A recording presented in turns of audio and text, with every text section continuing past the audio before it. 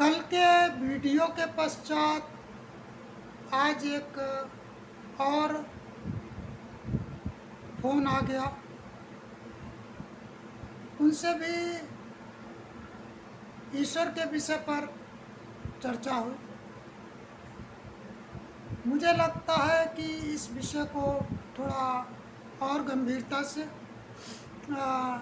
बताने की आवश्यकता है, इसलिए इस पर और चर्चा करते हैं।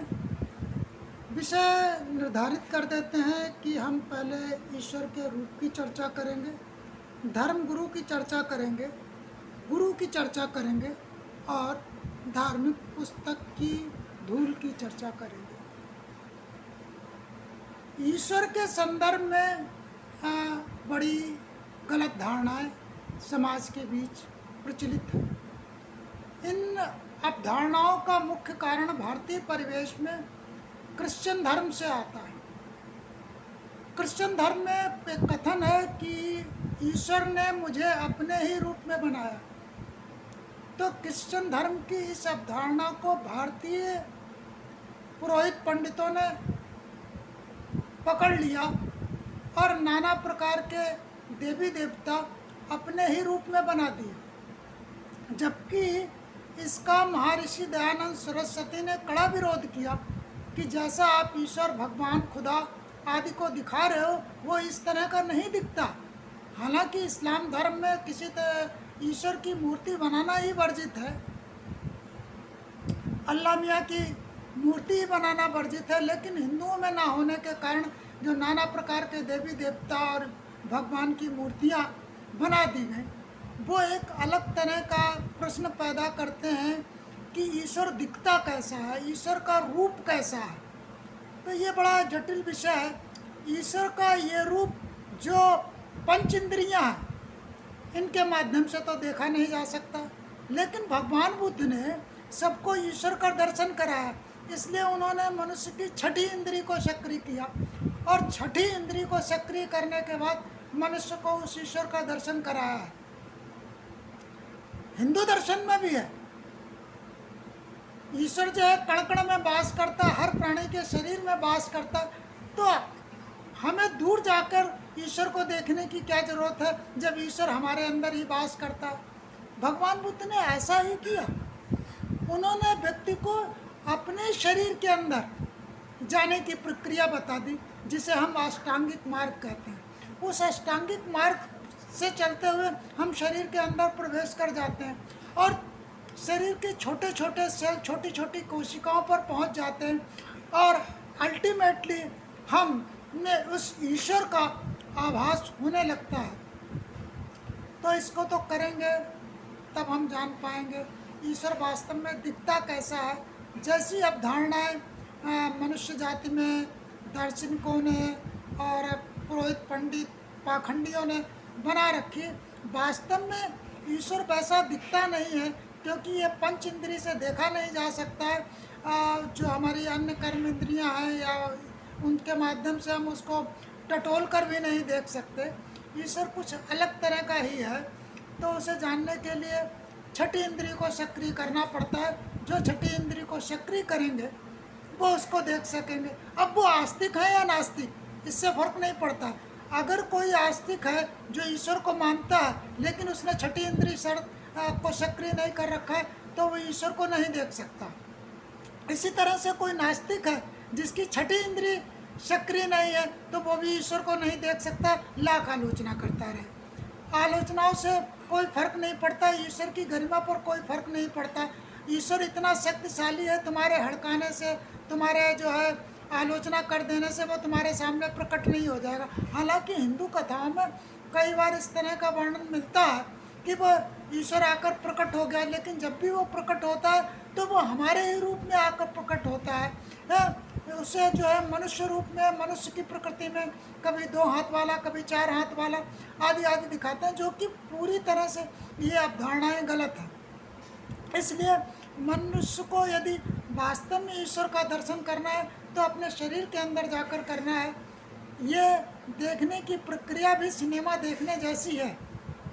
आप जाते हो, सिनेमा देखते हो, कुछ देर आनंदित होते हो, वो आनंदित प्रफुल्लित रहते हो, कुछ अच्छा कर पाते हो। इसी तरह से जब भी आप ईश्वर का दर्शन कर पाओगे अपने शरीर के अंदर जाकर, तो कुछ देर प्रफुल्लित रहोगे। इसीलिए ध्यान की प्रक्रिया एक प्रक्रिया है। जो लोग सुबह शाम ईश्वर का दर्शन करते हैं, कुछ लोग भजन कीर्तन सुनते हैं, कुछ लोग जो है मंत्र उच्चारण करते हैं, ये अल्टीमेटली मन को डाइवर्ट करने की प्रक्रिया है। लेकिन जो ईश्वर का दर्शन कर लेते हैं वो सदाबहार रहते हैं, चित्त को शांत कर लेते हैं। अब हम अगले विषय की तरफ लौटते हैं। धर्मगुरु।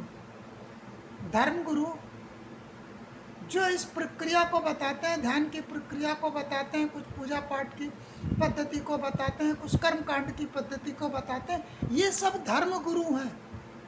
ये अधर्म गुरु भी हो सकते हैं, ये दूषित तरह से भी आपको बता सकते हैं, और अक्सर बताते भी हैं, दूषित कर देते हैं। जो चीज़ जैसे बतानी चाहिए वैसे नहीं बताते हैं। इसलिए जब उसके लाभ प्राप्त नहीं होते तो लोगों को पाखंड लगने लगता है। तो जब पाखंड तभी लगेगा जब आपकी प्रक्रिया सही नहीं होगी। तो जहाँ तक धर्म गुरु का सवाल है, वो एक अलग प्रक्रिया है। अब इसके बाद अगला शब्द आता है गुरु। धर्म गुरु और गुरु अलग अलग है। गुरु ले जाता है, धर्म गुरु भी ले जा सकता है, लेकिन धर्म गुरु ले जाता नहीं, कई बार बरगला देता है, लेकिन गुरु हमेशा ले जाता है। अब गुरु की जब मैं बात करता हूँ तो ये गुरु जैसा मनुष्य दिखता है वैसा नहीं, ये गुरु हमारे अंदर होता है। हृदय वत्थु को जो हमारे दोनों पसलियों के बीच में होता है, यहाँ पर एक स्थान होता है।